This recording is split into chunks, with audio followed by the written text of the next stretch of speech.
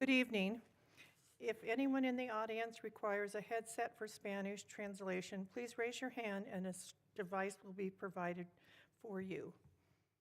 Por favor, si alguien en la audiencia requiere algunos audífonos para que se les traduzca al español, por favor levanten su mano en cualquier momento y se les va a proveer un dispositivo para la traducción. Welcome to the Palm Springs Unified School District regular meeting of the Board of Education. Today is Tuesday, January 27th, 2026. We're so glad to have you here with us, whether you're joining us in person or watching along on YouTube. Thank you for being part of tonight's meeting. I will now call the meeting to order. Can I get a roll call? Member Jarrell. Here. Member Espericueta. Here. Member Girardi. Here. Board Clerk Irvin. Here. And Board President Cornett. Here. We also have Student Board Member Inting. Here.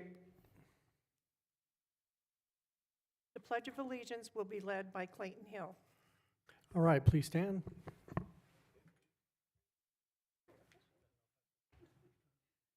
Ready, begin.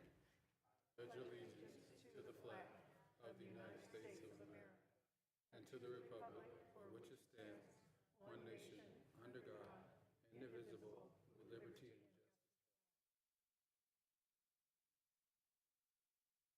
justice. Our mission statement will be read by Board Member John Girardi in English and Board Member Sergio Espericueta in Spanish. All members of the Palm Springs Unified School District are united in our commitment to equity. We create deep, meaningful learning opportunities, build professionalism, and engage parents and community to ensure success for all students. All students graduate with the skills, capacity, and confidence needed to succeed in a rapidly changing world. Misión del Distrito Escolar Unificado de Palm Springs. Todos los miembros del Distrito Escolar Unificado de Palm Springs están unidos en nuestro compromiso con la equidad. Creamos oportunidades de aprendizaje profundas y significativas. Creamos profesionalismo e involucramos a los padres y a la comunidad para garantizar el éxito de todos los estudiantes. Todos los estudiantes se gradúan con las habilidades, capacidades y confianza necesaria para tener éxito en un mundo de cambio rápido. Thank you. Our land acknowledgement will be read by Board Member Madonna Jarrell. The Palm Springs Unified School District acknowledges the Cahuilla as the original stewards of the land on which the Palm Springs Unified School District facilities now sit. We are grateful to have the opportunity to work with the indigenous people in this place. We pay our respect to the Cahuilla people, past, present, and emerging, who have been here since time immemorial.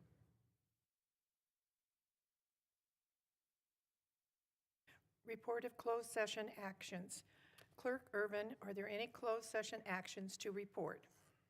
Yes, in closed session, the board took action to release the following administrative employee from their administrative position and reassign them as applicable to either the classroom teaching position or the speech language pathology pursuant to the Education Code Section 951, effective at the end of the 25-26 school year, and directed the superintendent or designee to send out the appropriate legal notice, employee 200020 and 191860.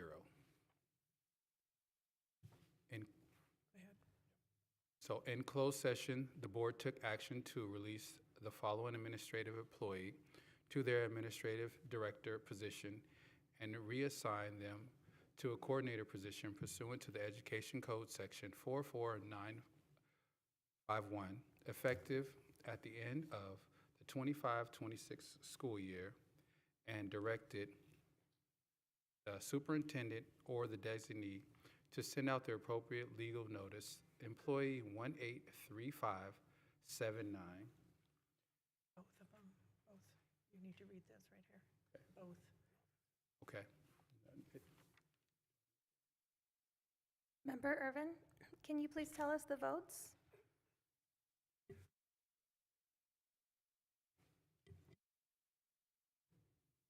Vote was unanimous, 5-0.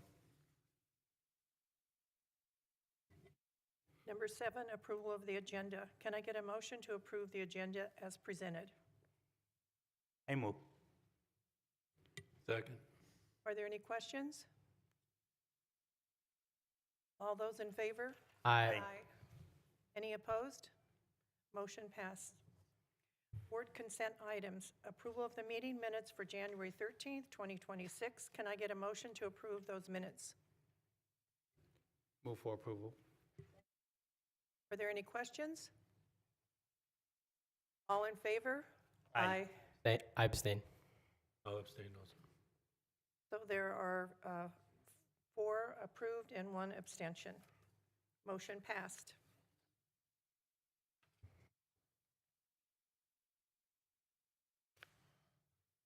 Special recognitions. The governing board wishes to recognize the following student board members for Members Appreciation Month. Would you like to read their names, please? Yes, at this time, we ask Tracy Ted Inting, Leslie Aguilar Hernandez, Sarah Singh, and Olivia Aparicio to the front, as well as the Board of Education and Executive Cabinet, please.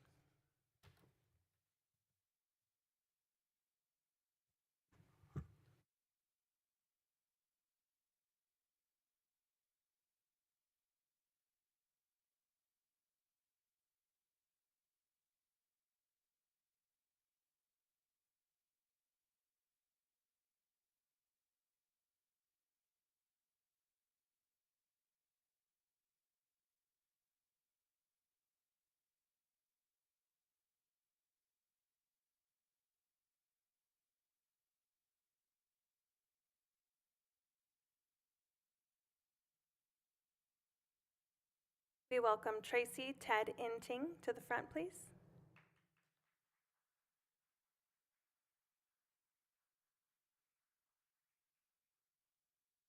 Leslie Aguilar Hernandez.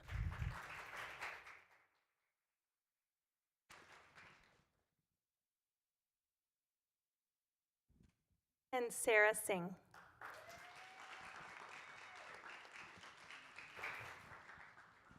Not present with us this evening is student board member Olivia Aparicio from Rancho Mirage High School.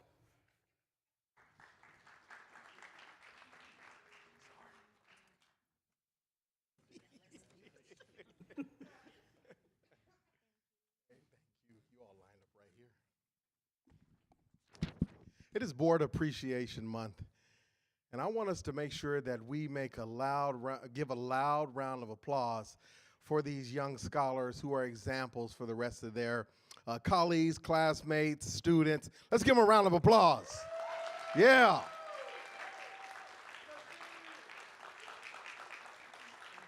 Leslie, Sarah, Tracy, you have been role models, examples to our other young scholars coming up. You've actually also been examples for us who do this work on a daily basis to support our scholars as well. And when you sit up there on that dais and the words that you speak and the thoughts that you have and the questions that you pose to us, we are impressed by you and we thank you for your service. I got a few things to read and we want to make sure that we end this the right way. So we want to give special thanks to our scholars or our student board members. Your voices, your perspectives, and your leadership truly matter. And we value the time and thought you bring to our school district. Thank you for representing your peers, asking thoughtful questions, and helping guide our district forward. We appreciate your commitment and the impact that you make on a daily basis. As a small token of our appreciation, the Board of Education and the Superintendent's Office have a wonderful gift for you. You didn't even know that, right? A wonderful gift for you in recognition of your service and commitment. Thank you for your service. We appreciate you.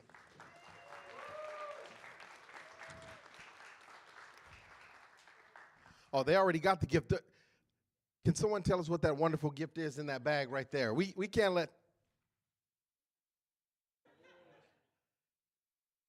And that is?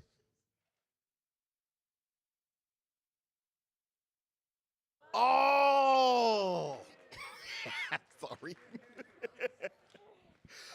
All right, let's thank our board members. Job well done. We appreciate you. Thank you very much.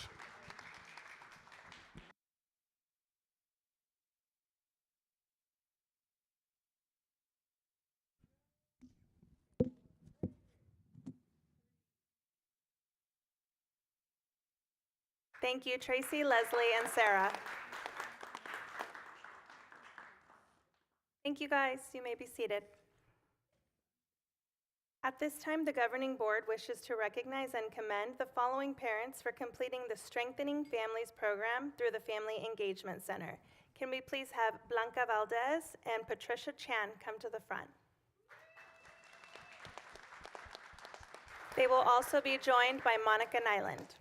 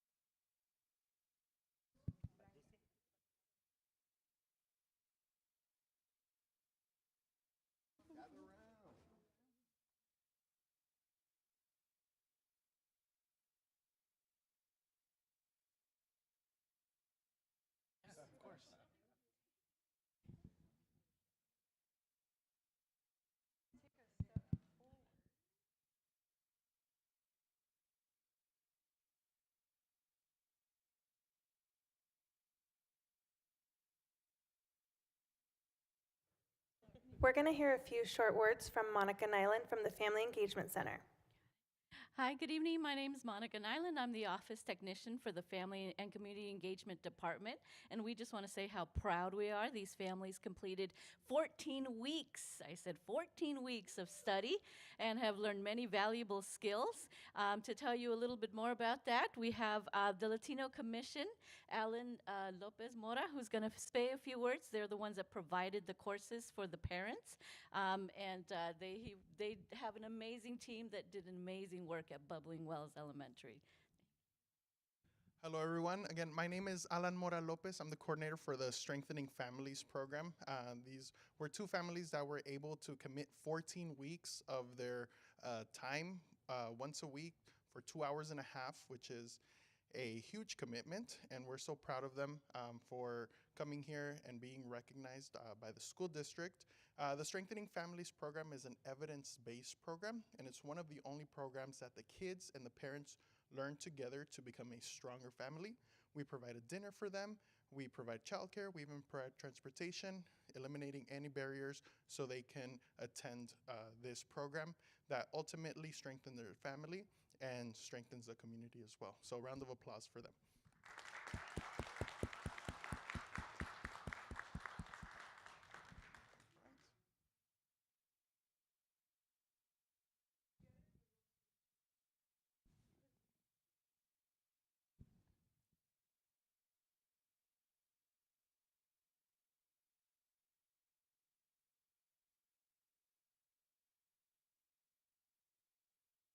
Thank you, everyone.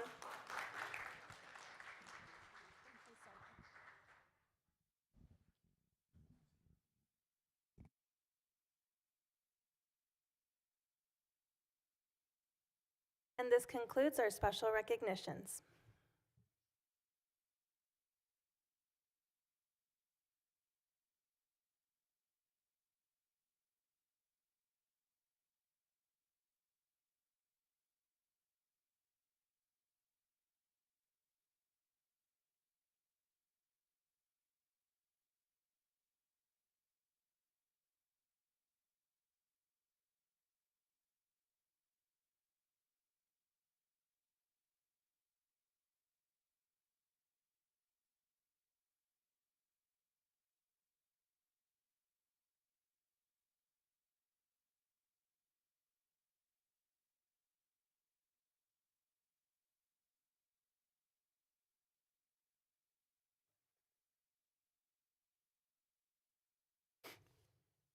Item 10, public comment.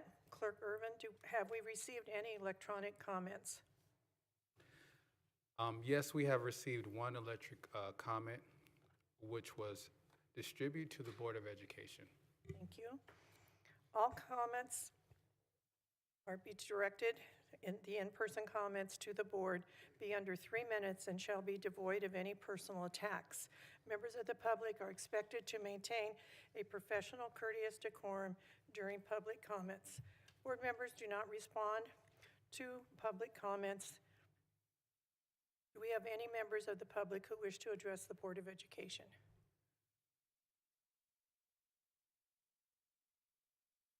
Guess not.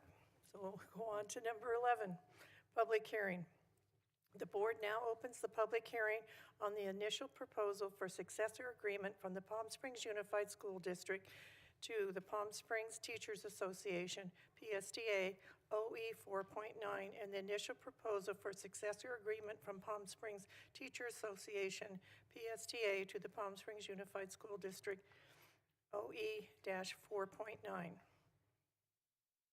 Have any comments been received by the district as to the initial proposal for successor agreement from the Palm Springs Unified School District to the Palm Springs Teachers Association, PSTA OE 4.9, or the initial proposal for successor agreement from the Palm Springs Teachers Association, PSTA, to the Palm Springs Unified School District, OE 4.9?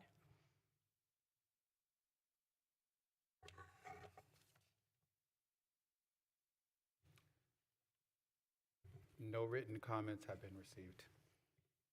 Is there anyone present who wishes to provide verbal comments on the initial proposal for the successor agreement from the Palm Springs Unified School District to the Palm Springs Teachers Association, OE 4.9, or the initial proposal for the successor agreement from Palm Springs Teachers Association to the Palm Springs Unified School District, OE 4.9?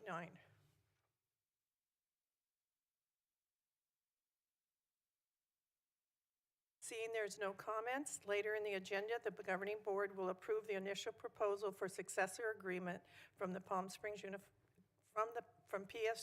from PSUSD to the from PSTA, and the initial proposal for successor agreement from PSTA to the Palm Springs Unified School District. Seeing there's no oral comments, I declare the public hearing closed. Number 12. Our board members' report will be presented by Tracy Intig from Palm Springs High School. Tracy?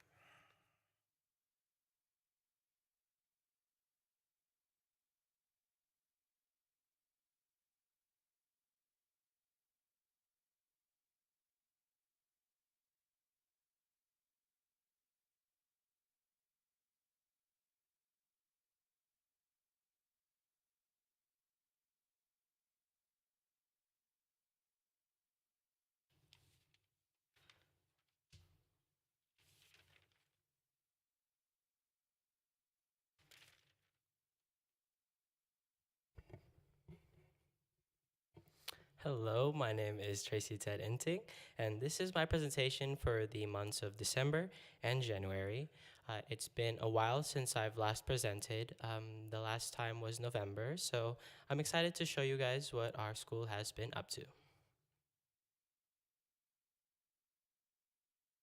On the agenda today, I have five things. So the first is giving thanks to the World Walk Around, student excellence in attendance and post-graduation development, our winter sport conclusions and the success that they had, our community family giving day, and the winter formal rally and dance recap. So to begin, the first event for the month of December was our Giving Thanks to the World event. This was on December 4th, and the world language teachers and students worked together to showcase many of the countries of our planet. The students, they researched and they created display boards showcasing location, culture, food, and traditions. So as I show on those pictures there are a lot of different display boards. So places like Vietnam, Chile, Peru, Greece, Puerto Rico, and even our Ballet Folklorico, they performed as well. And this was open to all students. They were able to come during the day and see the amazing work that they had presented there. And overall, it was a great showcase of culture, community, and just a great time. Our world language students are just one example of our academic excellence within our school. Some of our seniors recently completed their scholarship packets, and some are already being accepted early into a lot of colleges. Some of those include San Diego State, UC Riverside, Fullerton, Cal State San Bernardino, and CSUN, which is Cal State Northridge. And that's amazing for them. That is great that they're getting early admissions into the colleges that they enjoy. And on the left there, that's some of my friends. They are holding a paper, and that paper is a civic engagement project. So with that project, they are helping to contribute to a better community.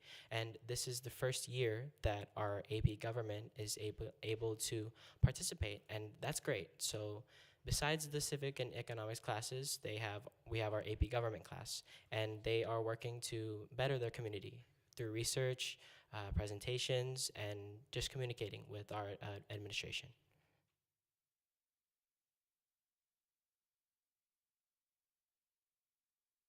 And additionally, many of our students were recognized for better attendance, for improved attendance, and just outstanding attendance.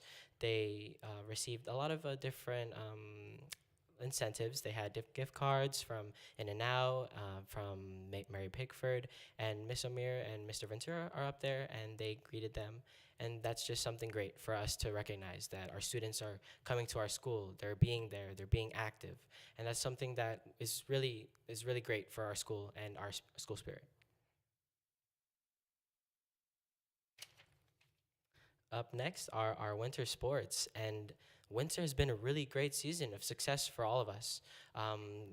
For one, wrestling completed their senior night, and many of our seniors are going to DEL to play, to compete, and that's great for them to have that opportunity. Boys basketball went undefeated in league, and tonight they play Palm Desert, and they are likely to win the DEL or their league.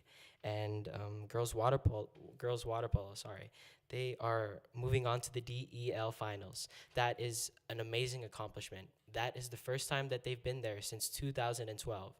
So that has been 14 years in the making, and that was great. That's up there. I have girls soccer and boys soccer. I saw Leslie, and we may have won, but sorry, just showing my school pride. But yeah, it's just great. It's great that our sports are having some great success, and yeah, great job to all of those guys. This one's special for me. So this is the Community Giving Day. Me and some of my ASB friends, we volunteered, and this event is humbling. It's amazing to see our students giving out toys to families in need in times where they're struggling, and hearing their stories, hearing what they had to say about their struggling life situations. It's touching. Like, it really felt like deep. Just being able to provide a moment of leeway for them. I was an MC. I served as basically an interviewer. Dr. Funches was there, and that was great to interview him at the event. But overall, just a really positive experience, and I was so glad to be there. Last up, this is really recent. This is it's our winter formal rally and dance. So on the left, I included a little photo, a few photos. My friends, my juniors, they had a big poster that counted down to winter formal, and that really boosted our attendance at the event. It was really great. We had a winter formal rally the day before, and it was great. Our Ballet Folklorico participated. Our band participated, our dance team participated, just a lot of great things. And our band was actually, we recognize them for the event that or the trip that they had to Rome, where they were one of really few bands that were able to perform in Rome, and that was great to recognize them at such a big event. And overall, just a great experience. Winter Formal was really, really fun. We had a good amount of attendance, and yeah, that wraps my presentation. Thank you.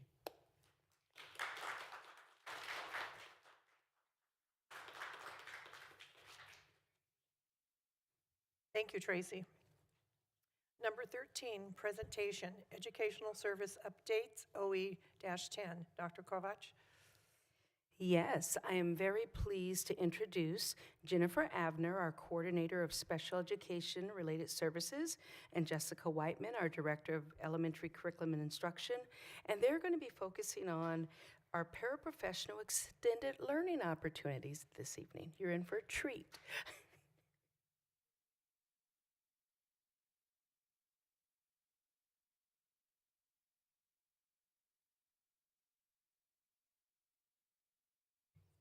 Is that better?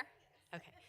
On behalf of Jen Avner, Maribel Castro, Hertosa, and myself, we are excited to be here tonight and share with you an extended learning opportunity that we are providing elementary paraprofessionals in our district.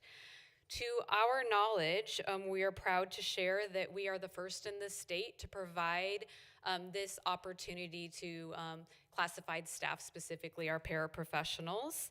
But before I get started, I do want to give a special shout out to Human Resources, Teamsters, our technology department, and our state and federal department as well, who collaborated with us to make this opportunity possible.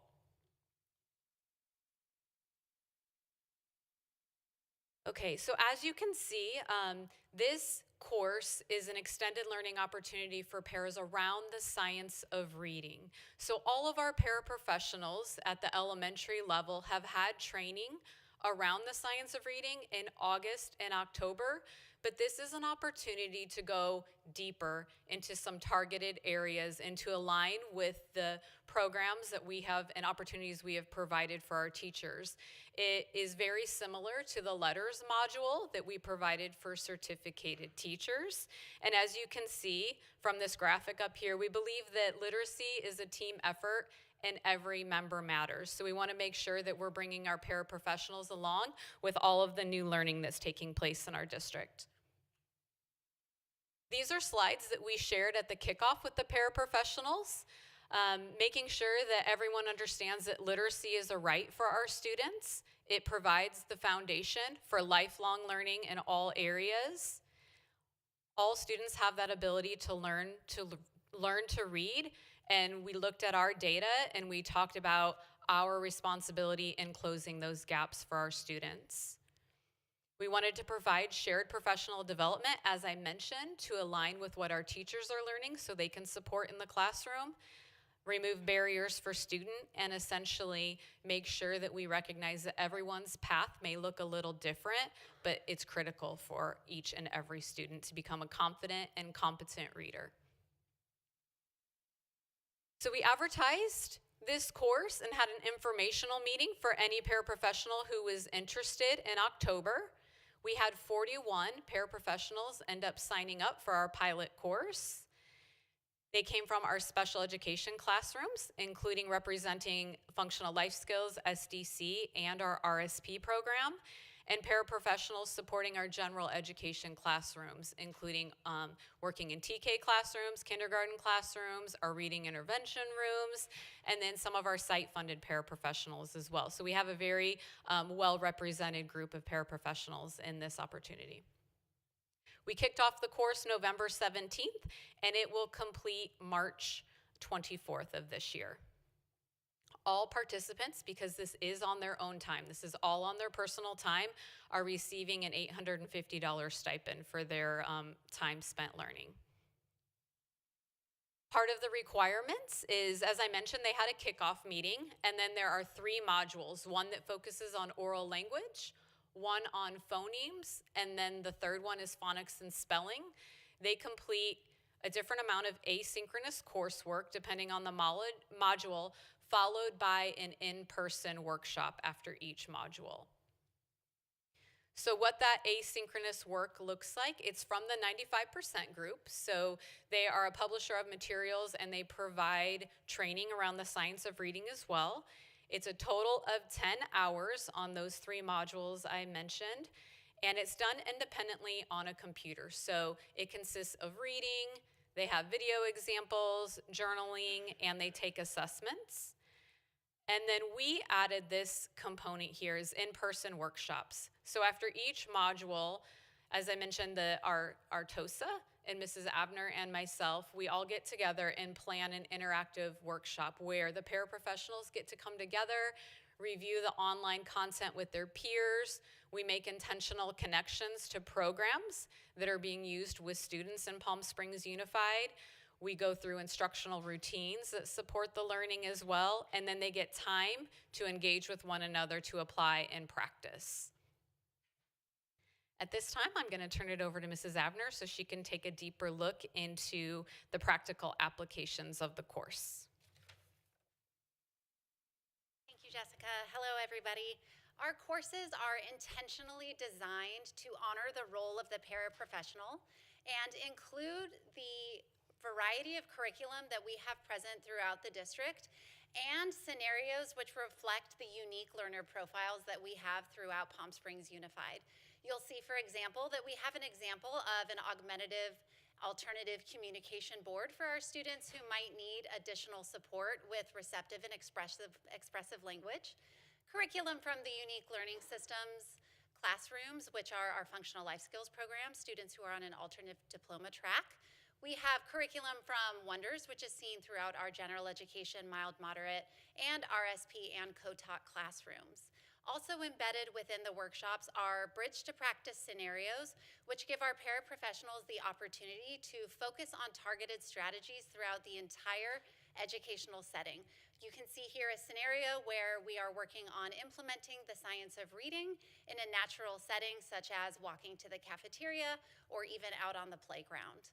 Also embedded within our workshop is a growing resource library for our paraprofessional so that we can build on these reflective practices and promote the idea that lifelong learning is not just for our students, but for our staff members as well. We've had a positive impact on student outcomes already through this program. We've been strengthening our literacy initiative through empowering and equipping all of our educators, which includes our dedicated classified staff. We have in the elementary setting alone 319 paraprofessionals who support literacy throughout each and every school day across the entire educational setting. We recognize that our staff are uniquely positioned to support students in this important work, whether it is on the playground, in the cafeteria, in an ELA room, in a math or a science room, or even in a specials program. We are working on unifying our instructional team and aligning our professional development for certificated and classified. So all of our educators who work with students are speaking a common instructional language and working together to impact student outcomes with regard to literacy.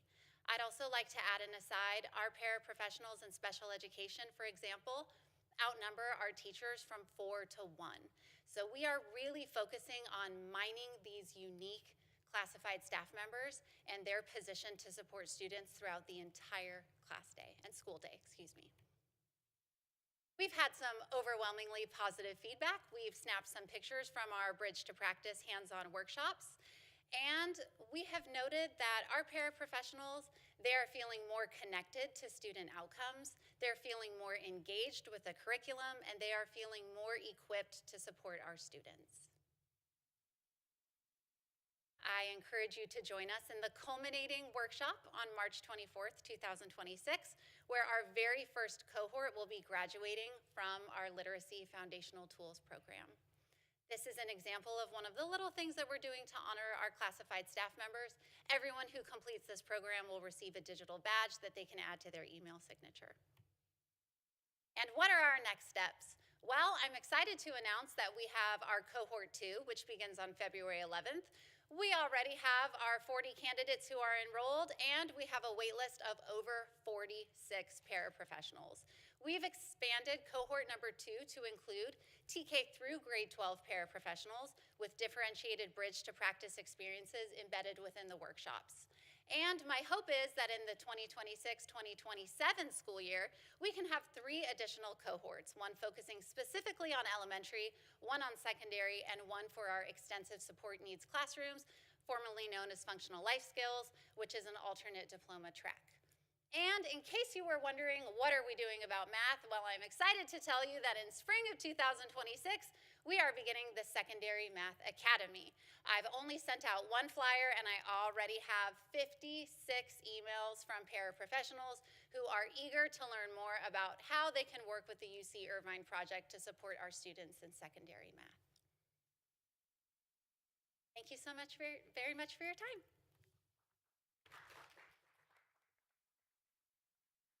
Are there any questions? Excellent presentation. Thank you very much.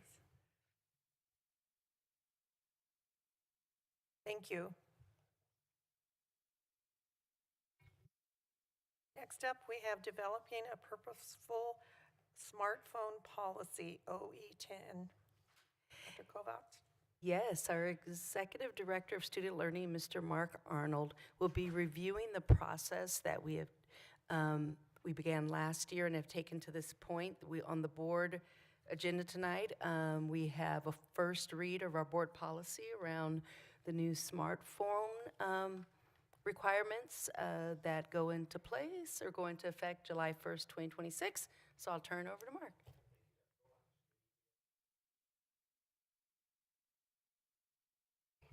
Jessica, you turned it off on me. Tonight we're going to be talking about developing a purposeful smartphone policy. So with that, we basically had 2 goals that we were focusing on. We're going to goal 1 was to prohibit or limit student use of smartphones and other mobile communication devices during the school day to support student mental health and learning. And the second one was to align with the California legal requirements for implementation beginning for the 26-27 school year. In addition to those 2 goals, we did hear from a number of our educational partners just concerns with safety, so we wanted to make sure as we're developing this policy that we were taking that into account as well. So we're going to start by talking about the key legislation, AB 3216, which is really kind of leading this focus for a lot of districts, for all districts in California, to get these plans in place by July 1st. So it was approved by the governor on September 23rd of 2024. And basically it's known as the Phone Free Schools Act. It's to promote evidence-based use of smartphone practices to support pupil learning and well-being, and requires school districts to adopt a policy to limit or prohibit the use of smartphones by July 1 of 2026. The policy must be updated every 5 years, and we must engage district educational partners in that policy development. It also may include enforcement mechanisms that limit smartphone access. In addition to that legislation, we also have Education Code, which states that students shall not be prohibited from possessing or using a smartphone under any of the following circumstances. In the case of an emergency or in response to a perceived threat of danger, when a teacher or administrator grants permission, when a licensed physician or surgeon determines it's necessary for the health or well-being of that student, and when required in a pupil's individualized education program. So there's a lot of research to support the implementation of these smartphone or cell phone policies. Here is just a list of a number of potential risks from excessive social media use. I won't go through all of them. I'll point out just a few, like the second one, social comparison and low self-esteem, followed by cyberbullying and physical fights from hate-based content. And down at near the bottom, we have increase in teenage anxiety, depression, and suicide, and it does have negative impacts on the actual academic performance of our students. So last year, we began and we developed a smartphone task force. The composition of that task force, we had elementary and secondary teachers, site administrators, and classified staff that were represented. We also had district administrators involved, PSLA and Teamsters representation.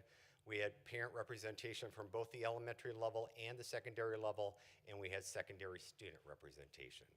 The objective of that task force was the cell phone task force will collaboratively research, develop, and propose a unified cell phone policy to address the challenges challenges of excessive phone use in schools while creating learning environments that prioritize students' focus and well-being.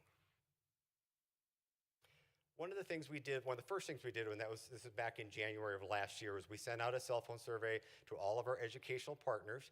You can see that the total number of responses were 4,621. That includes students and adults. We separated because on the left-hand side is the full responses, the overall responses, and on the right-hand side is really the adults, the parents and guardians and the staff. You'll see that there are some discrepancies between how they perceive some of these things. So we're just going to look at some of the data here, and then we'll continue to go on. So quick question. This one here on the left has the staff and the kids are included? It does, staff and parents. So like just about little over 1,000 people are included, but then about 3,600 students are in that. Wait, 4,621, is that? It's students and the parents and teachers. Okay, and so the one that's on the right is just staff? It's just staff and parents or guardians. Okay. It's kind of the adults, yeah. Yep. So the first question that we're going to talk about is just school site phone management. How effective do you feel your school is currently managing student phone use? So I will say that the majority of our secondary schools currently do have cell phone policies in place, and we'll talk a little bit more about that as we go through the presentation. So you can see from this that really both the overall population and the parents, guardians, staff have a lot of similarities in how they're viewing it. They're really not stating that they believe that the current cell phone policies are moderately effective, very effective, or extremely effective. You can see in the parents and guardians and staff that there is a little bit higher percentage that is talking about not effective at all. The second point that we'll look at is just dealing with social emotional well-being. So the question asks, what impact do you believe cell phone use has on students' social emotional well-being? So you can see that here we see a bigger discrepancy. The overall group with the students involved really don't see it having that large of an impact, which is different from the parents and the staff that are seeing it have a much more negative impact on the students. Similarly, we have here, the next question is talking about distractions. The question says, student use of cell phones causes distractions during the school day. Students really are self-reporting that it's not causing that many distractions, where you can see the parents and the staff involved are saying that it isn't causing a number of distractions. One of the final questions on the survey, there were other data points, but we didn't go through all of them tonight. One of the final one was just to rank some different cell phone policy options. So the question asked, when thinking about possible cell phone policies, place the following in order of preference, with 1 being your preferred option and 5 being the option of least interest. You can see that the fourth one over is the most positively received, and that states that cell phones remain with the student, no use during class time, but allowed to use during breaks and lunch. And the second one over from the left is the second one there, is cell phones remain with students and allowed to use at teacher's discretion. The final question of the survey really was an open-ended response, just to have folks answer anything that they thought was a concern or any questions that they might have. I tried to group those into the most common themes. So you can see, as I talked about earlier, the most common theme was phones are needed in case of emergency and for the safety of the student. And then the second most common one was just that phones should be allowed during lunch and during passing periods. As I said before, when we looked at that first initial data, there's a lot of our educational partners really felt that the way that our secondary sites are currently holding cell phone policies in place is appropriate, and it got pretty positive feedback for us. So when we got our task force together, we really did spend quite a bit of time just looking at what our current cell phone policies are at our different secondary schools, reflecting on what are some of the positive things that are happening and what are some of the negative things, and trying to build our policy from looking at some of those. Yeah, no, just to understand better this part, and now some school have restriction with the phone, but the new policy will be the same for the whole school.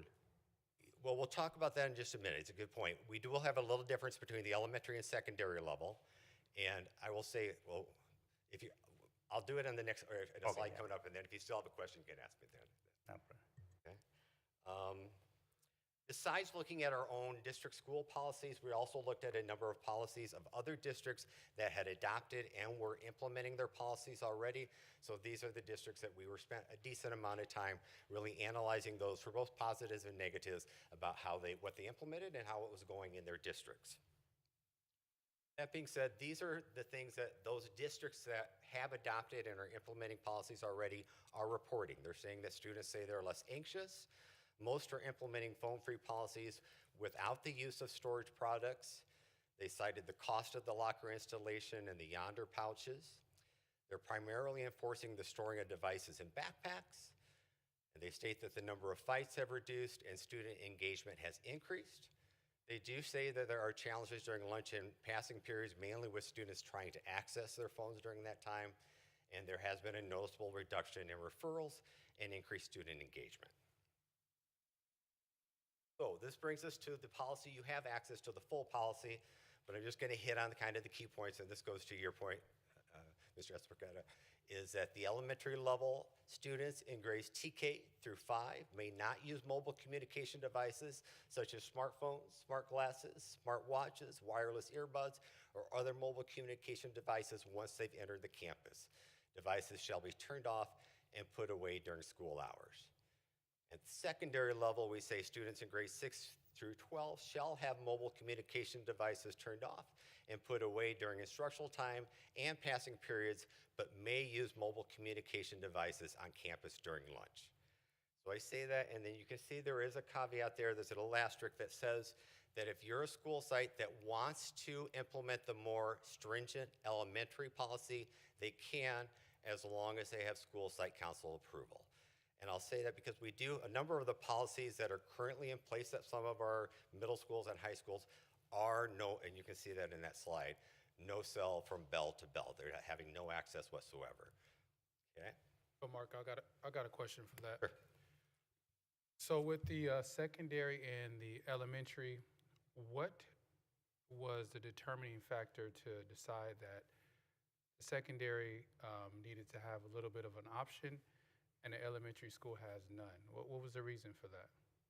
Well, one, I don't think at the elementary level we have a lot of concerns with the use of the cell phone. So I think right now we're not seeing that the students actively engage with their smartphones. So that wasn't the elementary really didn't have a lot of concerns about not having access to the phone. I will say at the secondary level, there was differing opinions. There were definitely people that felt that wanted the Yonder pouches to be adopted and put them in and have kids have no access whatsoever. But I think when we started to really look at the policies, we really tried to look at some of the sites that currently have policies in place had started by allowing access to students at passing periods and lunch, and they felt the passing periods was actually a disruption to the educational system and kind of the transition between classrooms. So they felt that allowing them only at lunch allowed kids to have access to them, allowed them to get some, as I said, some access to their phones and kind of keep them content to some degree. And that was kind of the main thing, was just that I think the sites that had implemented policies already felt that giving phones at lunchtime was kind of the most successful one that they had. I know I got the secondary part of it, but so with the elementary, if it seems like it wasn't an issue, why not just make it all just one straight across instead of having the, the strict, harsher one for elementary school? I mean, did the parents, was it mentioned at all by any of the parents? Was it mentioned by the administration, by the teachers, or anyone that you can kind of say that this is the reason why we took this stance with elementary? Yeah, I mean, I think there's a lot of research showing that the developmental levels has a higher impact on our students. So I think we did have some pretty vocal parents in that group that really felt there should be absolutely no contact. And a lot of them felt that that should be the case all the way through the grade levels. So it was just really looking at the majority of opinions that we had, and the majority felt that elementary did not need to have access during the school day. And so this reason with this caveat here with this star, are we going to make sure that the parents are aware that this is something that's a possibility for their school, to give them the ability to be able to do this, And the reason I say that is because school site council is pretty limited. I think there's 2 representatives for school site council that are parents. Is that correct? For the schools? No, there should be, I mean, you should have at least 4 parents on that committee. Okay, and Yeah. so those 4 parents, are we going to let anyone know outside of Yeah. that little small group of you know, because just some parents might feel different at certain schools, and I think it's unfair to have this absolute no cell phone policy with only 4 people making that decision. Yeah, so we will, like, once we get this approved, we will start really communicating what these policies are. So that's kind of the biggest impetus between, or the biggest push between basically when it's approved in February and through the remainder of the school year, is to make sure that everybody's aware of that policy and all the different contingencies that are involved in it. And one more follow-up question, and I'll let you go, Karen. Follow-up question, have we considered what is going to look like if we have any kind of student pushback to where the students aren't giving their cell phones away? And have we thought about if there's going to be suspensions, expulsions, different things like that that'll go into place when these students decide that they don't want to give their cell phones away? Yeah, we've noted that it's not a suspendable offense. And so I think one of the last slides has a link to a support document that really talks about, we're trying to be more proactive in supporting students. So whether that's counseling support that's needed, whether that's meeting and just having some restorative talks about how to use your cell phones, but we're trying to go more proactive about making sure that kids can be, or scholars can be successful with this policy. If it's a chronic offender, then probably there will be some consequences, but suspension would not be one of those options. Thank you. Yep. Mark, my question is, as a solution to maybe some of the abuses and some of the misuse of social media, someone suggested, I read, that they would see teaching the responsibility of using phones and social media to the students and staff. Is that something that's a possibility? Yeah, I definitely. I think it's something we probably need to maybe look a little bit more at, because I think there is. It kind of ties into us working to be much more proactive in supporting students to be successful in the implementation of this policy. So that would mean maybe some type of system or curriculum or some, I'm not going to say how, but that would be your part, but that would be maybe something consistent across the high schools and elementary schools. So, you know, people that may move from school to school understand the, you know, the systems that are in place. Yeah, no, it's a great idea. Thank you. All right, when we talk about the products. Mark, I have a question. I'm sorry, I didn't see it. If you flip back to the previous You one. bet. At the secondary schools now have policies in place, is that correct? All of them? Not all of them. Not all of The them. majority do. There are some that are allowing it to be teacher-to-teacher discrepancy. Okay. The ones that have a policy, how successful have they been? The report back is that they've been very successful. I will say that many of our sites have no cell bell to bell. They're not reporting that there's a lot of issues with having that. I will say that the biggest issue that we heard was when the schools had access to phones only at passing times and at lunch times. They felt that having access during passing times caused a lot of disruption, both in the hallways and then getting those kids transitioned back into the classroom. Thank you. Yeah. Any other questions? Okay. Well, one more, real quick. Sorry. I'm gonna go back, just fine. Now, with this cell phone policy, how are we looking at it or dealing with our teachers? Yeah, so I think that's a different issue. I mean, I don't think that's, and it is something that came up even within the committee itself, but right now this is directly looking at students. The use of cell phones with the staff would be. But could you see how that could be also? I definitely think we got to make sure that teachers are presenting themselves as good role models by definitely doing that. So, yeah, but this policy is specifically for students, but I think there certainly is teacher presenting and being role models for the policy is definitely. I think that's something that we really should visit and look at, because if the students can't have the phones, I feel like teachers shouldn't have the phones to be able to use the phone. It's a distraction as well. Good point. All right, as far as products for implementation, we talked about not having the storage lockers in the classroom or the yonder pouches. So we're looking at things like storing them in backpack, having the classroom phone holders that they can just put their phone in when they come into the classroom. We will be purchasing a storage device for each of the offices, just in the case that we have phones that are confiscated for somebody that's a chronic abuser, that we have a systematic procedure for where those are placed so we can ensure that they're being safe. And this just kind of talks about how the phased approach for implementation will happen now. So January and February, we discussed this with the principals earlier this month. And then as soon as we get approval on this policy, we will start doing the communication and the push out of this. We have a website that's been developed.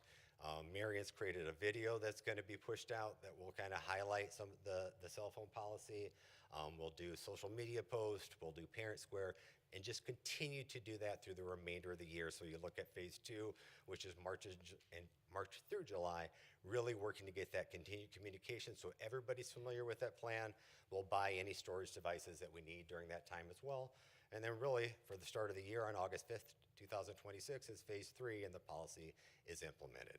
This is a slide at the bottom that has that little link that has a few more of the strategies or structures that principals or school sites can use to allow this plan to roll out in an effective manner. Takes us to the end. Other questions? Do we have any other questions? I have some. Drew? Today is your presentation, and then the policy will be in the agenda for next meeting? You have the policy for the first read today, I believe, and then it will be, the approval is actually in February 10th. Is that the next one? February. Yeah. And the other question, is possible to have one kind of follow-up or report in the future after started to receive information about how is the policy working? Sure. No, that's a great idea. So I think once we start implementing the plan and have some time to get it fully run, to see kind of what is the feedback we're receiving. That's a good idea. Yeah. Thank you. One more thing. Bet.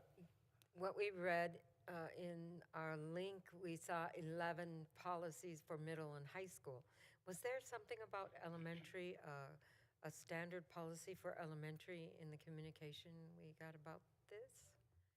For this? Their link only had 11 schools, so I just don't know if there were middle. Positive. And high school. I don't know. I have to So look at it. will I'm not we sure get what the I'm not sure what elementary link policy will be a standard one, right? will be a standard policy. Right. But in that policy, it will identify what's expected at elementary and what's expected at the secondary level. Thank you. I just want to say, Mark, thank you and good job. I know it's difficult to create that in a lot of emotions and tension. And so I just ask questions because that's just what No, I do. appreciate it. No, it's good. Yeah. All right. You did a great job. Thank you very much. Thank you, Mark. Yeah. Next, for 13C, we have physical service update. Mr. Simmons, would you like to introduce? Yes, thank you. As you know, we've been highlighting the business departments, just as the Education Services Division has been highlighting their departments. Tonight, we have the fiscal department. Director is Tony Carrillo. He's going to give you a brief report on the fiscal department and also give you a little bit about the governor's budget. We will, of course, expand on the governor's budget when we do the second interim presentation, and also how it affects our district. So, thank you, Tony. Take it away. All right. Good evening. My name's Tony Carrillo Jr., and I'm Director of Fiscal Services. And like Jeff was saying, tonight I'm going to give highlights of the operation I oversee, Fiscal Services, as well as a high-level view of the budget, the governor's state budget. Again, like Jeff said, we're going to go further into detail at second interim in March. Okay, Fiscal Services General Overview. So Fiscal Services supports the school sites, departments, and employees of the district. On a monthly basis, we process payroll for over 2,000 employees, And there's different operations within fiscal services: budgeting, accounting, accounts payable, accounts receivable. Overall, we provide financial transparency and compliance, providing to the board financial information on a timely, accurate, and reliable basis. A little bit about my staff. I have a staff of 24. I'm the 25th person listed here. And we have folks who specialize in the different operations. Their work is high volume, high responsibility work, fixed with deadlines and compliance requirements. And they support is provided district-wide. Why fiscal services exist, and that's to keep the district out of trouble. We are the fiscal stewardship and oversight. We provide continuous financial review of data on a monthly basis, not just at year end.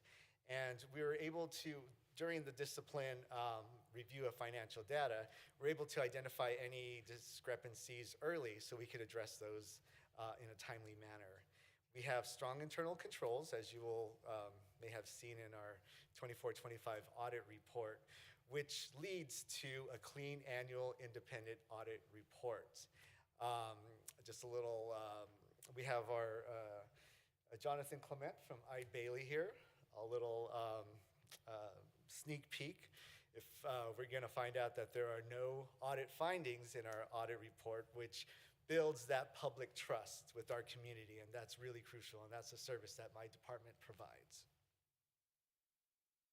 So this year, super excited. I worked with my staff to create a fiscal services survey that was sent out district-wide.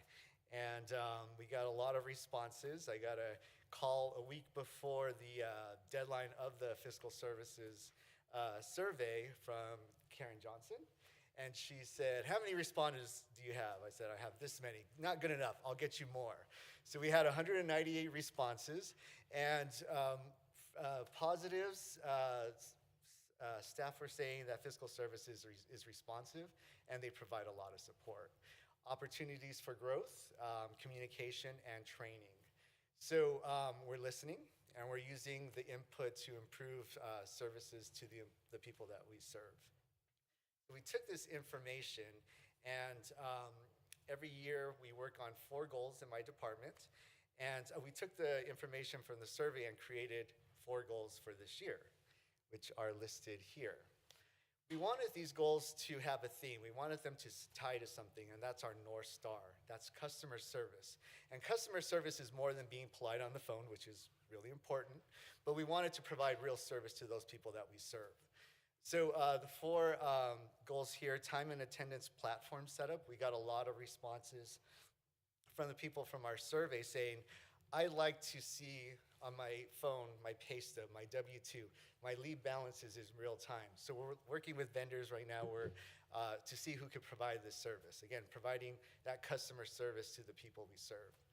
Streamlining approvals. We have, anytime anybody's requesting an expense, something to buy, we have an approval process, and we have a lot of stakeholders who review the expenses, and we want to go through the approval process to make sure there's no redundancy. We want to make sure that we eliminate any barriers that may be there to make sure we're in compliance and make sure that everything's streamlined. Reduce data entry. Unfortunately, a lot of our fiscal operations has a lot of manual entry. So we're using AI to look at our processes, coming up with better processes. We're using the platforms we currently have in place, and that we're the time and attendance platform, we're looking to eliminate that manual data entry and really provide that customer service to the people we serve. Lastly, grow through cross-training. That's cross-training within our department, making sure when somebody calls, one of my staff members is out on leave, somebody's there to answer that call. But also providing training to the people we serve. We know a lot of people are not financially literate, and we want to break those barriers. We want to improve our communication. So those are things that we're working on here. Again, our North Star customer service. At this point, I'll transition to the California 26-27 state budget overview. So right now, the governor a few weeks ago proposed the 26-27 budgets. The legislation both houses have this information now. They're going to start doing subcommittee hearings, ultimately negotiating with the governor to come up with our enacted budget in June. When it comes to the state budget, things are tightening. California continues to manage a structural budget deficit. Revenue growth has slowed following several years of volatility. The state is relying more heavily on reserves and one-time sources, and education remains a priority, but fiscal constraints are increasing.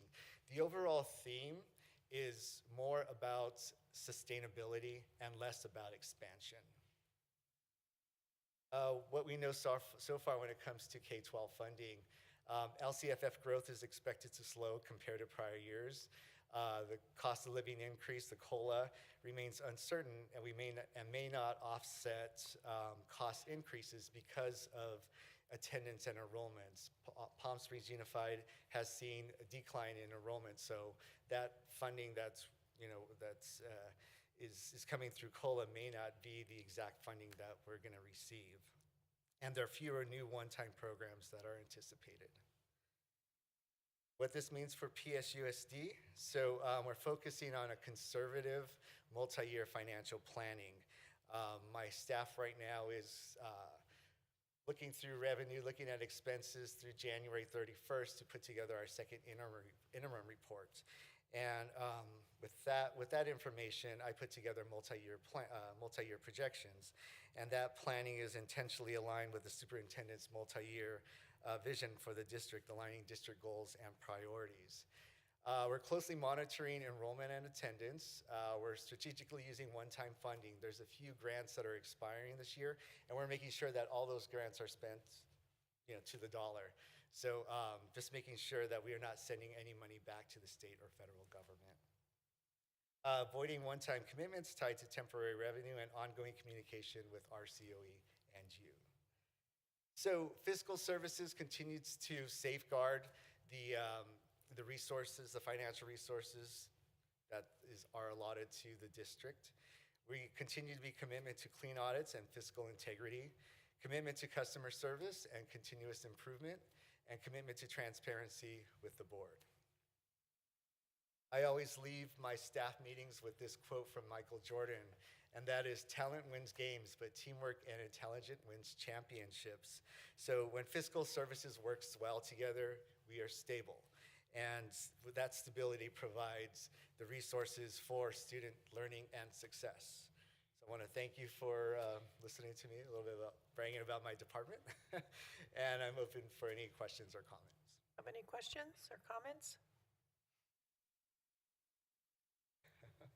Thank you. No, thank you for your presentation. Great presentation, Tony. Thanks a lot. Thumbs up. I really like your focus on customer service. Yes. It's very important.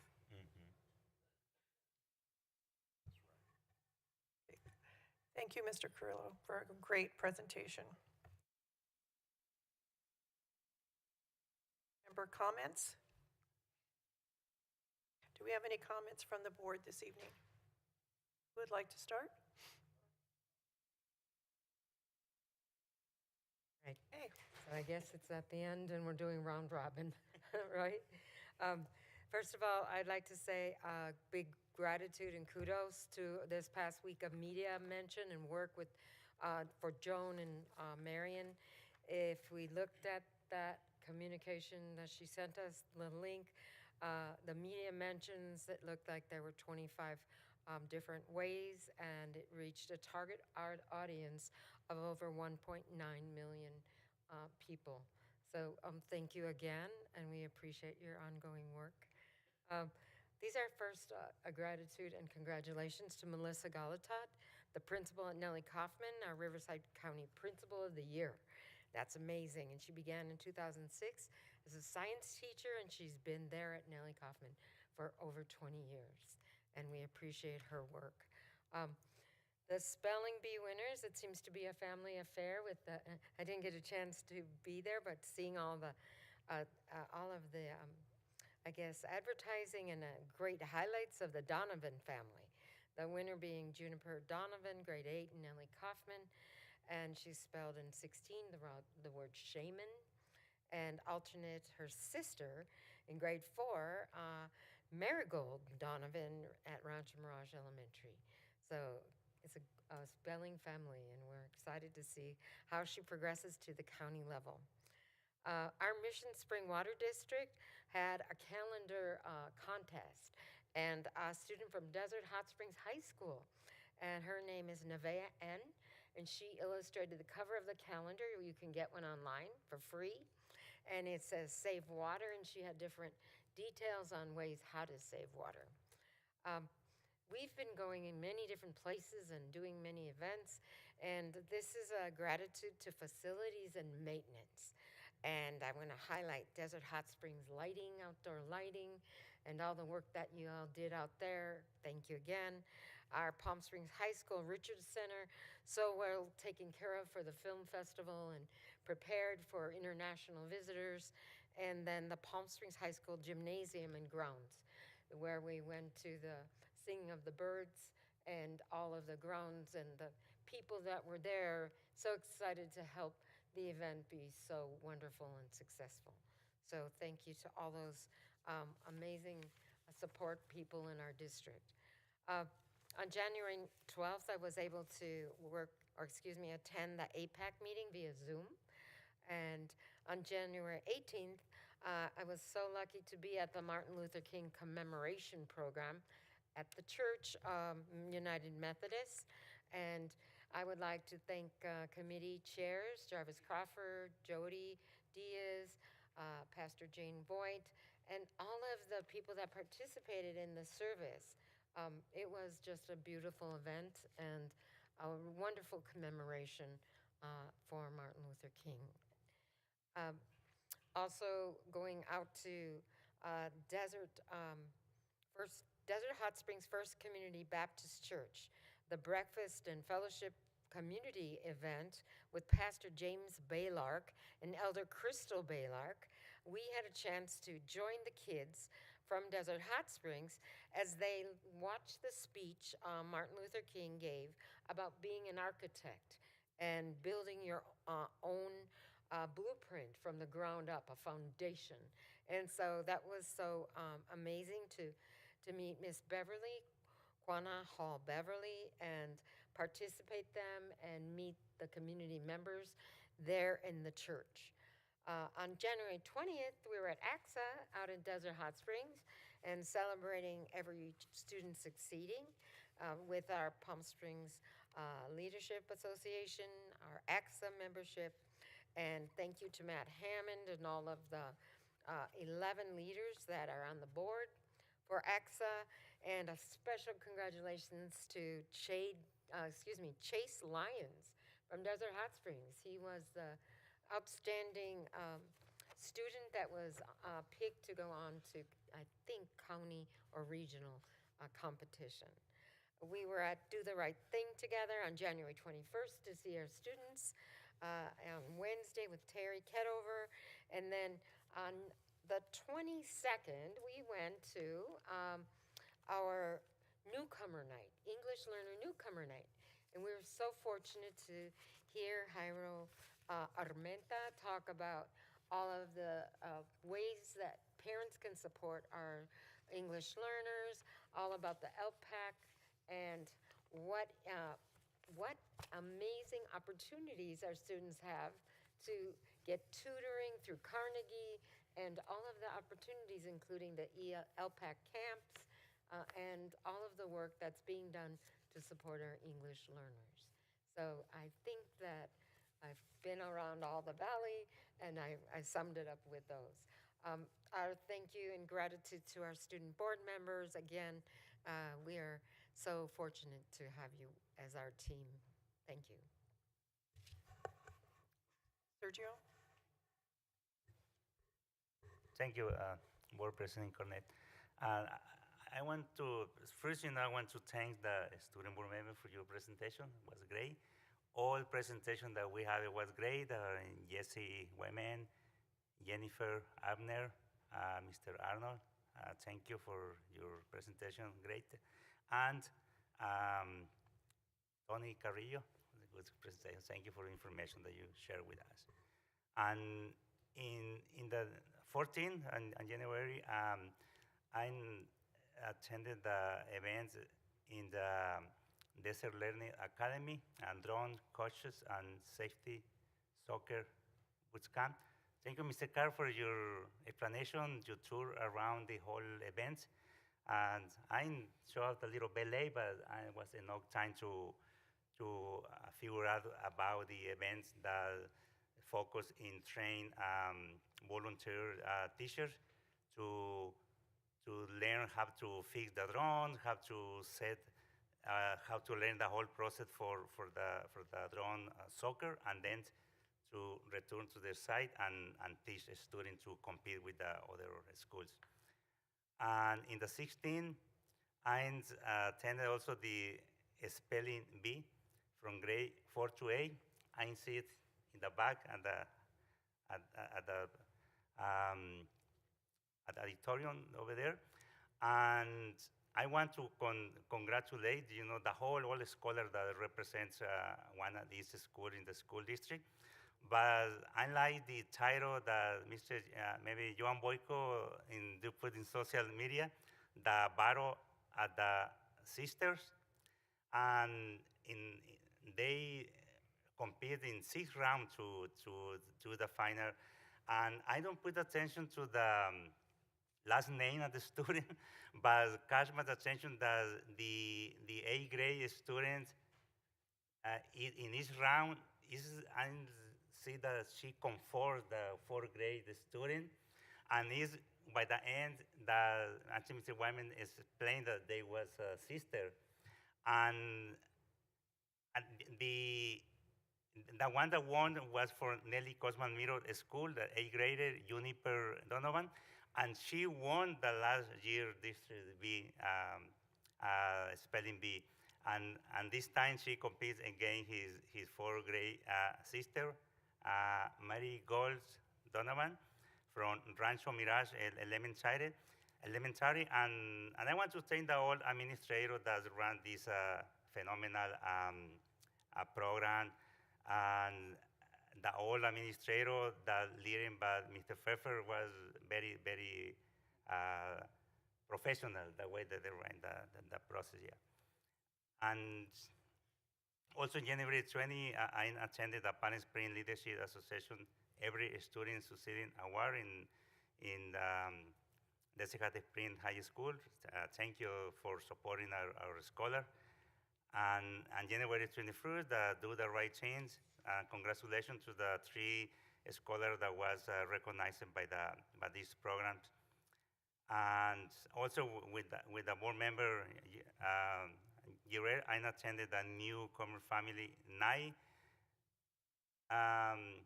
All the time when we hear students, they don't have filter in anything that they say.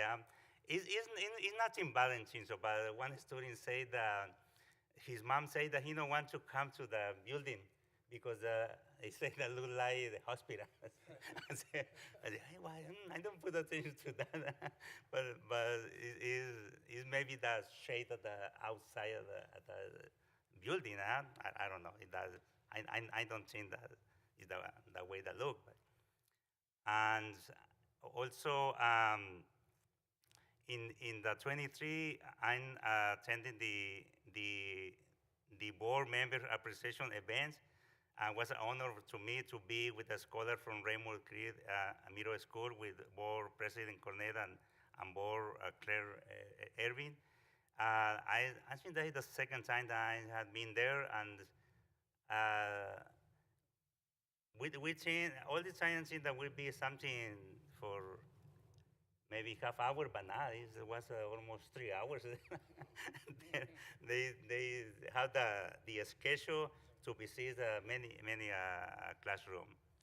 And yesterday, I received an invitation from one member at the Riverside County Juvenile Justice Coordinating Council. That meeting is in Riverside. And this is, is the county maybe connected with the district attorney, public defender, all like that. And one of the reasons that I decided to go is because the data that I read in the agenda and the staff report, they show that the Coachella Valley don't receive a lot of funds to support youth in this region. In total, for example, to give one idea, in the old Coachella Valley, only 61 youth receive benefit of this fund that they use, 61. And to give only one idea, Riverside, they have 933 youth that receive the benefit. Moreno Valley, 224, Corona, 118. And Coachella Valley, only 61 in the whole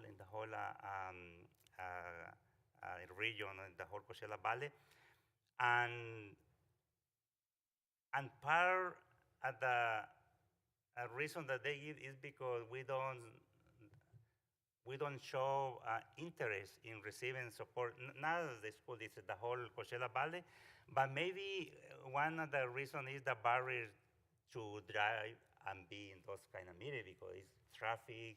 It's like more than 1 hour to be there, and maybe that is one member representing in that committee appointed by Supervisor Manuel Perez. And all the other board members are from that area, from Riverside, from Corona, Norco, from all those areas. Yeah, and this morning I stopped in the Desert Spring High School to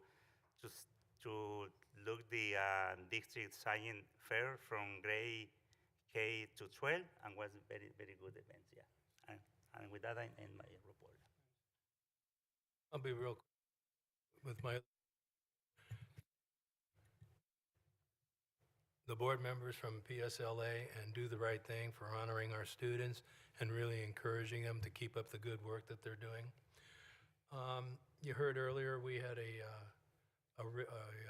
electronic comment come in, and so I want to shout out to Julia Aller from Desert Hot Springs High School.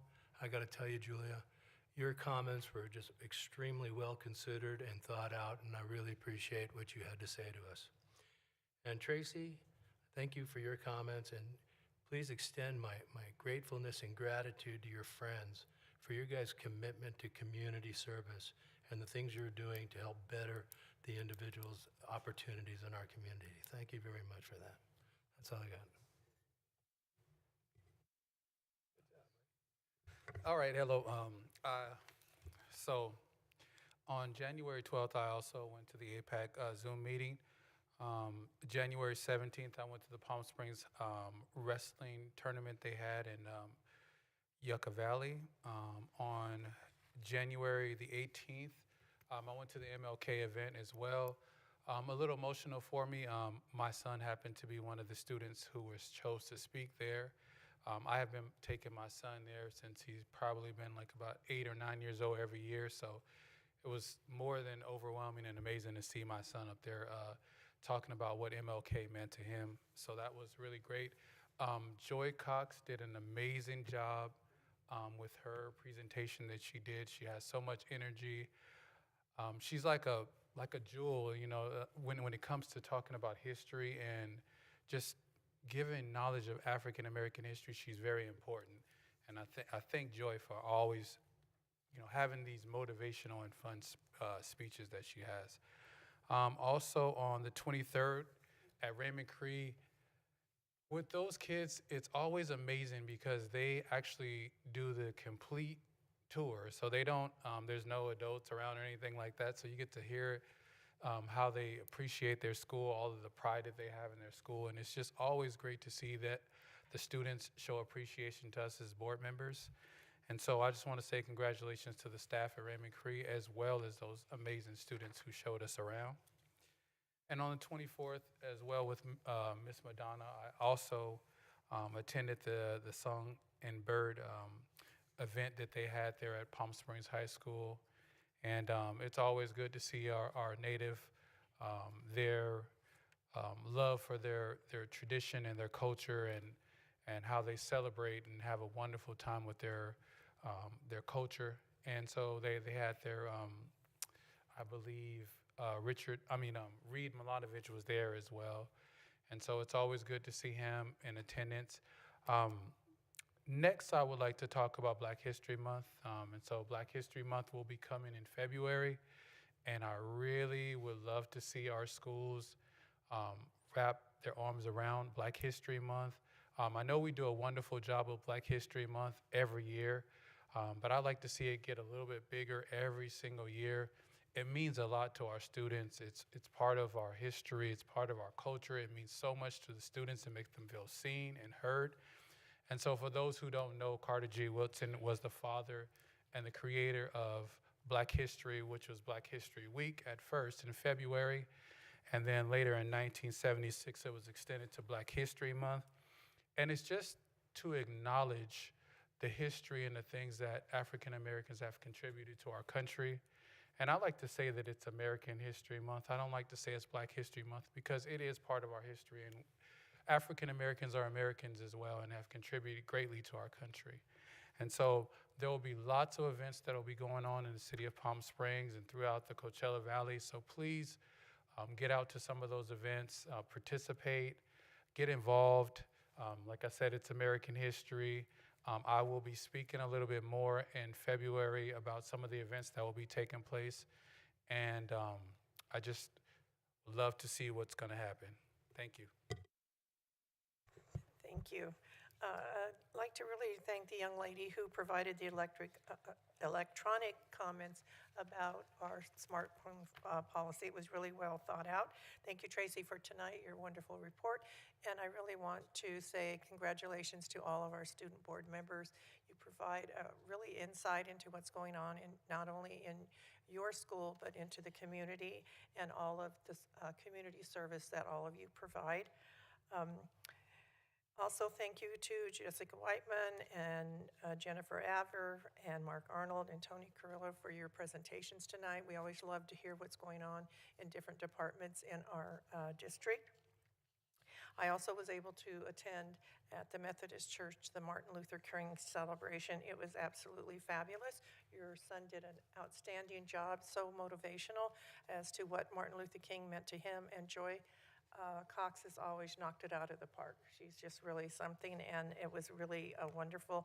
And thank you for the committee for organizing this. I attended also the Every Student Succeeding event at Desert Hot Springs, along with other board members in the cabinet.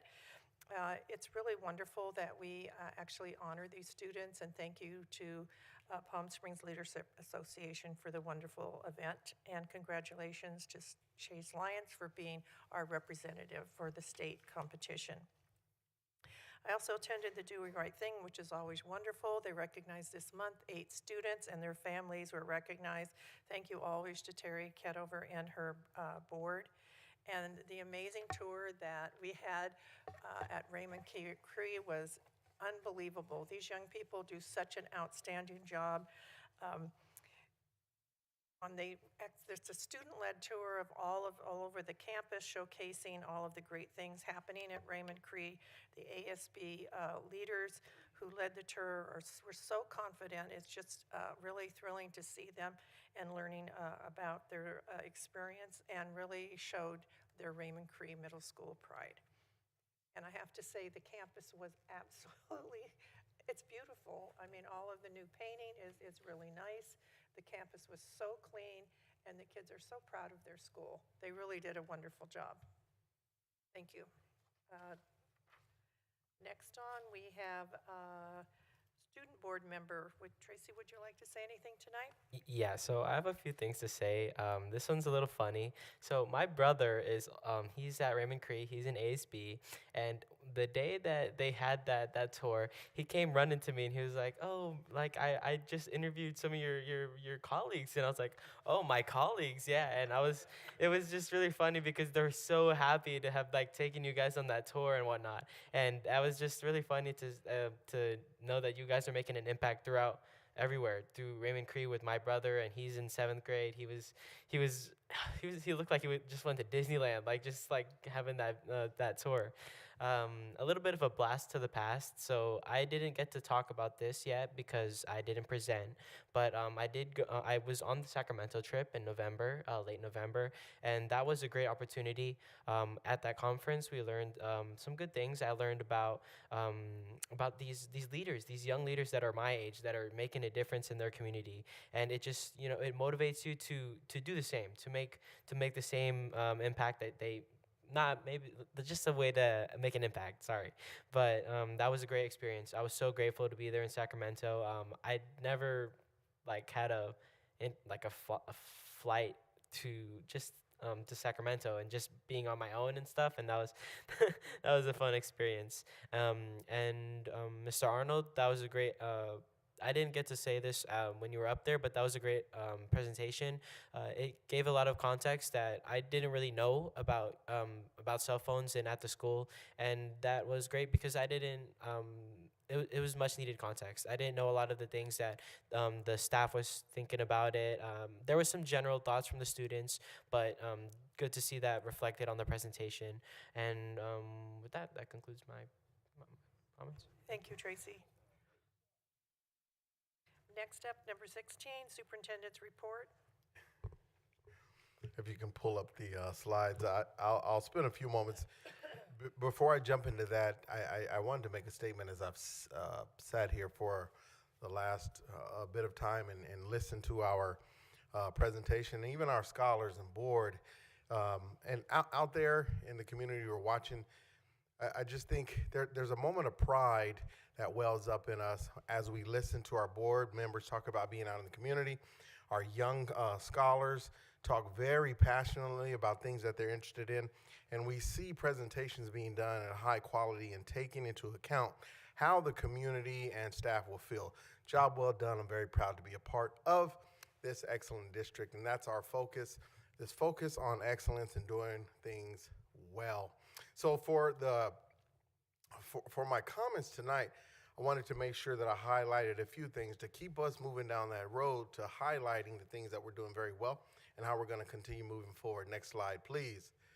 And so once again, thank you to our student board members, all 4 of them. You bring a bright smile to all of our faces every time that you enter the room, and you are an example to your colleagues, those scholars at our school sites, and we are very proud of you. Hats off to you during this month. Next slide, please.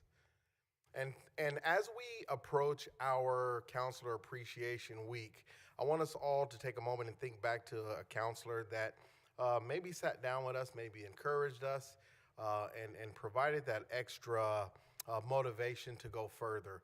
And as we enter into the Counselor Appreciation Week, let us take a moment, fill out a thank you card, a excellence card, and let them know that we're thinking about them. Our counselors are awesome, and we appreciate what they do. Next slide, please. That leads us into the next slide. It is college application season, I believe. And we have our student board members here that are applying for different colleges, universities, or wherever you're going, wherever you may find yourself. And we want to remind our scholars out there and families, there is support for the college application process. Reach out to your school sites, your counselors. If you need any letters of recommendation, we got you, right?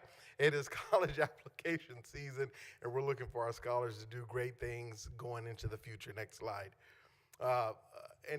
Showing up to the singing of the birds with our Agua Caliente band of Cahuilla Indians, being there with the board member, Madonna Jarrell and Charlie Irvin. I too, Madonna, was very proud of our staff and the way they came together to help that event. And one thing that stood out is the young people and the confidence that they display as they represent their culture.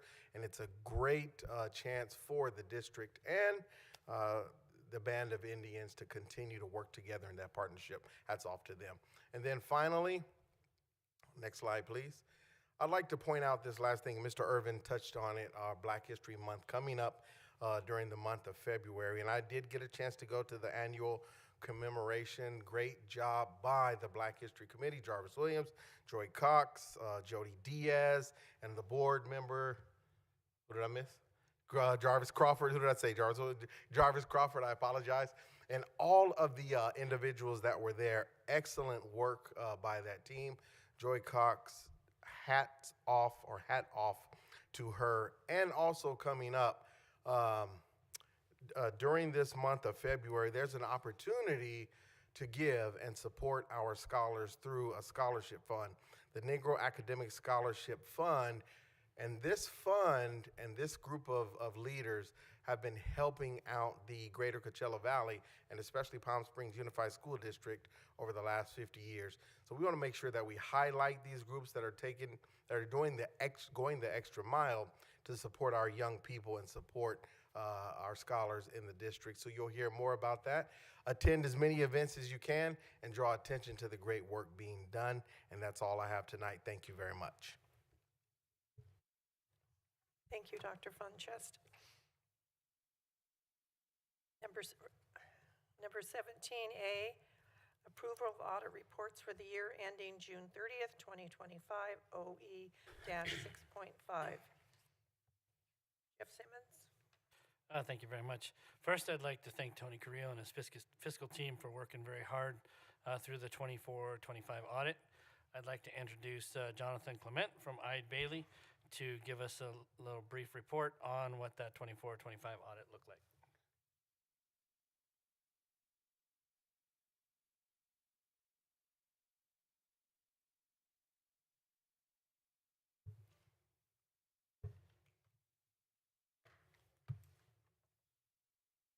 Since we're talking about it.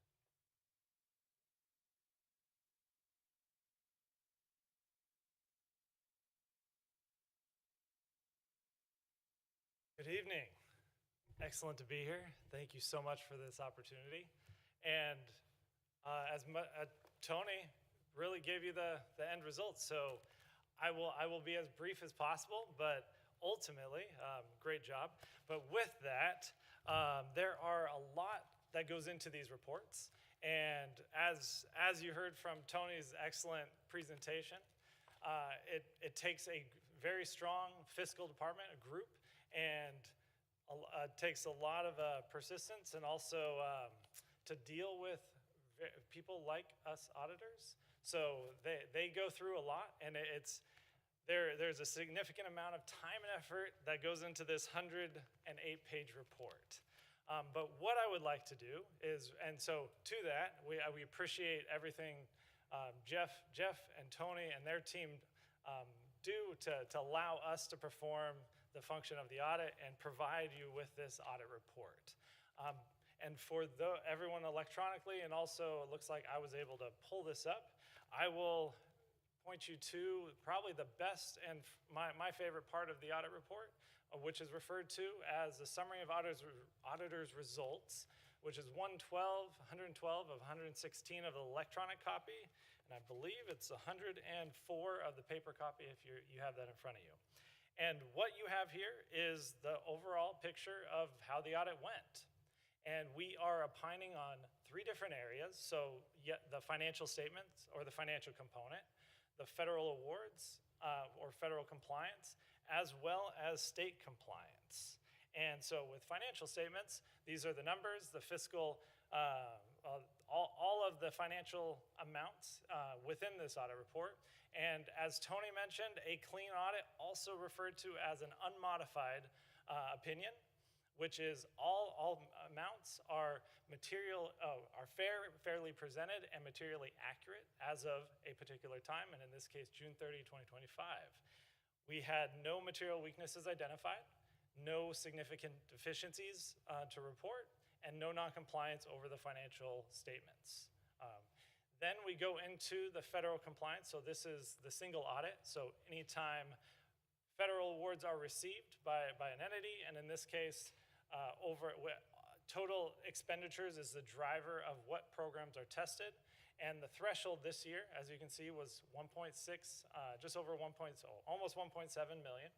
And the programs that we were required to test this year, as you can see, were child nutrition, special education, child and adult care food program, and the Head Start cluster. These were all the federal programs that we tested. And as you can see, There were no material weaknesses, so no adjustments. No significant deficiencies were reported. There were no. We also issued an unmodified opinion, so clean audit opinion as well, and no audit findings were to report. And lastly, as mentioned, the third area we opine on is state compliance. So the state of California puts out compliance requirements, and this is where the report is very far-reaching across the district as compliance relates to all ends, so school sites and other departments, and it rolls up into this fiscal audit report or the financial audit report. And those compliance areas we are required to test if they are applicable to the district. And as mentioned, as you can see, there were no material weaknesses or adjustments noted, no significant deficiencies, no other matters to report, and we also issued unmodified or clean opinion. And the next best page is to continue on. As you can see, we have no findings to report for financial statements, and no findings to report for federal awards.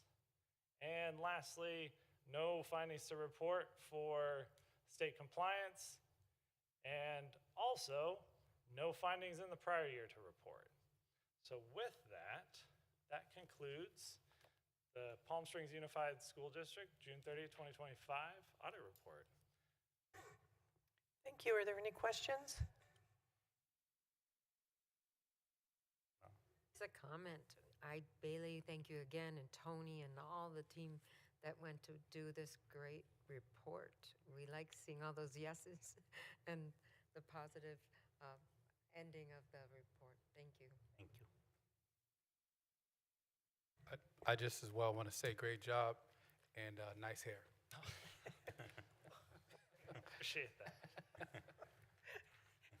Any other comments? No? No more questions. How can we top that one? Thanks for performing the audit. Yes.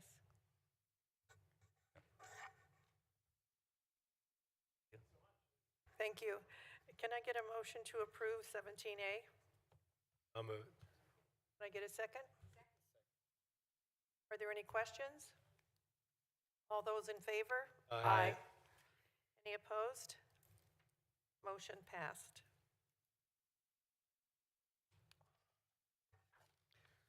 (17B), approval of proclamation of National School Counseling Week, February 2nd through the 6th, 2026. Board Member Tracy will read proclamation. Whereas school counselors are employed in public and private schools to help students reach their full potential, and whereas school counselors are actively committed to helping students explore their abilities, strengths, interests, and talents as these traits relate to career awareness and development, and whereas school counselors help parents focus on ways to further the educational, personal, and social growth of their children, and whereas school counselors work with teachers and other educators to help students explore their potential and set realistic goals for themselves, and whereas school counselors seek to identify and utilize community resources that can enhance and complement comprehensive school counseling programs and help students become productive members of society, and whereas comprehensive developmental school counseling programs are considered an integral part of the educational process that enables all students to achieve success in school. Now, therefore, be it resolved that on January 27, 2026, the governing board of the Palm Springs Unified School District proclaims the week of February 2nd to February 6th, 2026 as National School Counseling Week, and encourages all educational communities to commemorate this occasion with appropriate instructional activities. Thank you, Tracy. Can I get a motion to approve 17B? I move the motion. Can I get a Second. second? Thank you. Are there any questions? All in favor? Aye. Motion passed.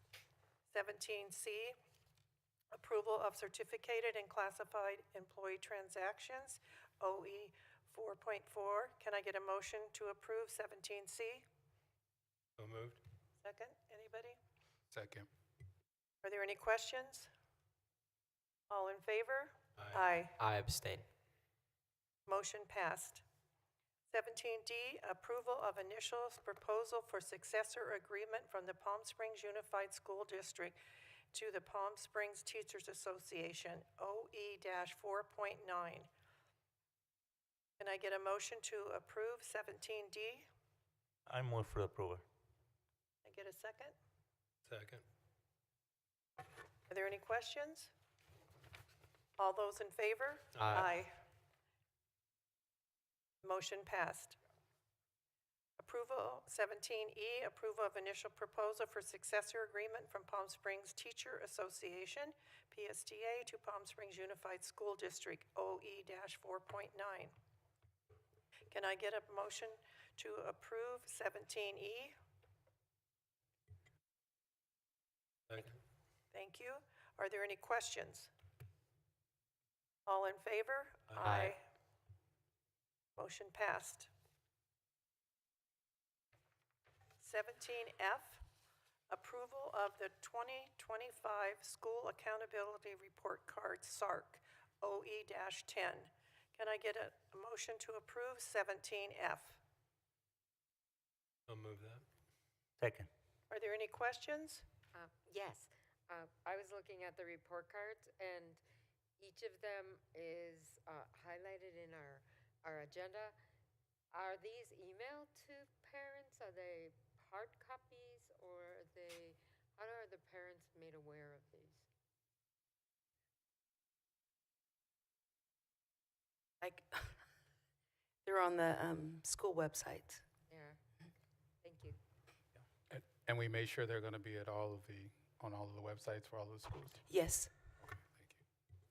Any other questions? All in favor? Aye. Motion passed. Approval of the accountability report card, SARC, for Cielo Vista Charter School, OE-10. Can I get a motion to approve 17G? Move for approval. Second. Are there any questions? All in favor? Aye. Motion passed. 17H, approval of revision to board policy BP 6142.8, comprehensive health education, OE-10. Can I get a motion to approve 17H? So moved. Are there any questions? All in favor? Aye. Motion passed. 17I, approval of revision to board policy BP 6141-2, recognition of religious beliefs and customs, OE-10. Can I get a motion to approve 17I? Move for approval. Second. Are there any questions? All in favor? Aye. Aye. Motion passed. 17J, approval of revision to board policy BP 6142.1, sexual health and HIV/AIDS prevention instruction, OE-10. Can I get a motion to approve 17J? I'll move that. Can I get a second? Second. Are there any questions? All those in favor? Aye. Motion passed. 17K, adoption of resolution number 2025-2026-24, rescinding contract award to non-responsive bidder for bid number 02-26 CCES soccer field and basin repair, and awarding contract to next lowest bidder, OE-.4. Can I get a motion to approve 17K? So moved. Can I get a second? Second. I just want to thank you for the explanation in the Friday packet and the steps you're going to take going forward. I appreciate that. You're welcome. Are there any other questions or comments? All in favor? Aye. Aye. Motion passed. 17L, approver of provide a service agreement with Educational Support Services for the facilitation of superintendent's evaluation. Can I get a motion to approve 17L? I move for approval. Second. Are there any questions? All in favor? Aye. Motion passed. The following items will be approved with one vote. 17M, approval of remission of expulsion case 2024-2025-005 to Palm Springs Unified School District, OE-10. 17N, approval of remission of expulsion case 2024-2025-006 to Palm Springs Unified School District, OE-11. 17O, approval of remission of expulsion case 2024-25-018 to Palm Springs Unified School District, OE-11. 17P, approval of remission of expulsion case 24-25-019 to Palm Springs Unified School District, OE-11. Would anyone like to pull an item for discussion or review? Can I get approval for items 17M through 17Q? So moved. Second. Are there any questions? All in favor? Aye. I abstain. Motion passed. Superintendent's consent items. Would anyone like to pull an item for discussion or review? I just want to give a gratitude note to, from our board meeting on January 13th, the donation from Kaiser Permanente for $100,000 for Wellness Work Empowering Grant, and then also to Altura Credit Union, Gay Men's Chorus, the Black Belt Fund, ADK, Alpha Delta Kappa, Altruistic, the Women Educators Organization, who all contributed to the gifts for our students. Thank you. Would anyone like to pull anything from that? No, okay. Can I get a motion to approve superintendent's consent items 18A through 18F? Second. Are there any questions? Do I need to read each one of these? All in favor? Aye. Motion passed. 19, information. Information item 19A. As a reminder, these items are strictly informational. No action is required for items submitted as information. The board has received and reviewed this information. Item 20. Do any board members have suggestions for future agendas? Today. Number 21, our regular board meeting will be held on February 10th at 6 p.m. Do we have to state the meeting we're having on Monday? Excuse me? Do we have to state the meeting we're having on Monday? I would think so. Yes. We also are having a meeting on February 2nd, 2026, starting at 8 a.m. Number 22, a debrief. Move to adjourn. I'm not there yet. I second. Does anybody have anything they'd like to debrief on? Tracy, would you like to say anything? Number 23, can I get a motion to adjourn the meeting? So moved. Second. All those in favor? Aye. Motion passed.